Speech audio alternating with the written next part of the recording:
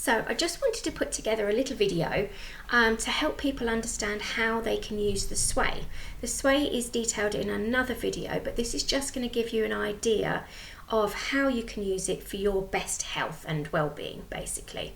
Now you use the Sway, which is basically the energy field giving you a yes/no answer by moving your body forwards for a yes and backwards for a no.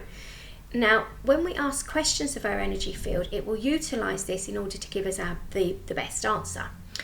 What I'm suggesting here is that you can start to use it to discern your best food choices, your drink choices. I've used it when I've gone shopping and been most disappointed frequently when my Sway has said, no, I don't need that. It wouldn't support me to have that, new top, whatever. So I'm going to give you a couple of tips. So when it comes to food and drink, don't ask the question, does it support me? Because it's going to look at your mental well-being as well as your physical. And when it comes to things like chocolate, often it can be that your Sway will say yes straight away because mentally you need the chocolate, and that's outweighing how much the body needs it.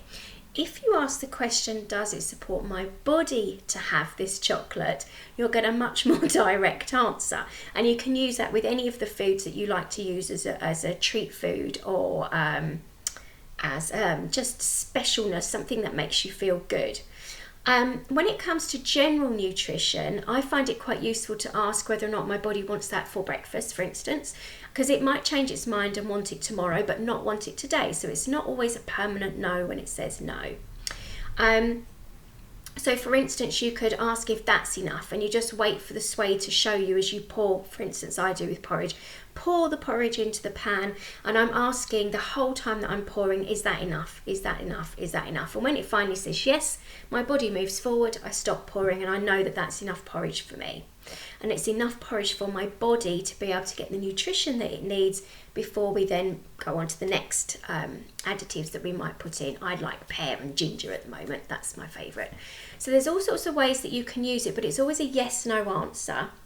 Now in the video I recorded, which has got to be coming up for 2 years ago now, with Lauren Baverstock, my yoga teacher, we recorded a video that showed you how to get your Sway.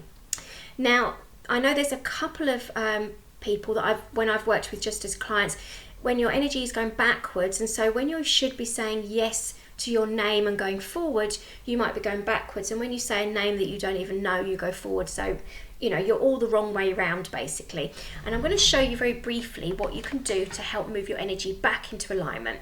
Number one, drink water. You need to be hydrated for energy work. So if you have been drinking the night before, hungover, or you just haven't had enough water today, then your body won't give you the answers you'll need. It'll either go backwards or it'll just stay exactly in the middle. Also, be aware that as a newbie to swaying, that your energy field won't be as open. So I've done a lot of energy work. I've been using this technique for, I think, about 4 years now, something like that. And I find it really useful, but my energy is used to replying to me through the yes/no, through the Sway, going backwards and forwards. So yours might be a lot slower and it might be a lot smaller, but it will move within time. So just be patient and be waiting, honestly, open-heartedly almost, for it to respond rather than your mind to push yourself forward. So if you're going backwards with your name and forwards with someone else's name, I just want you to, basically we're going to stand up, and I just want you to literally march. So you're going to march quite strong, and then I want you to put opposite hand to opposite knee. So you're just doing this, okay? And what we're doing is we're weaving the energy across the body.